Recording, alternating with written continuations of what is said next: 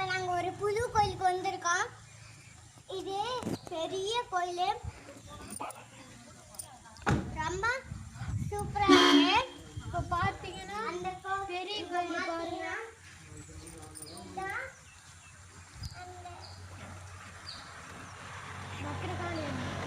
பத்திரகாளி அம்மன் கோயில், ஸ்ரீ பத்திரகாளி அம்மன் கோயில்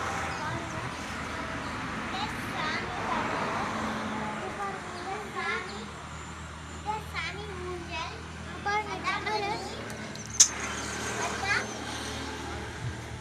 அதான் சாமி வேல். அது யாருக்குமே தெரியாதா?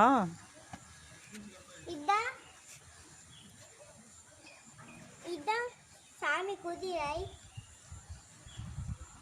சாமி நாயை குதிரைங்கிறான். சரி வா.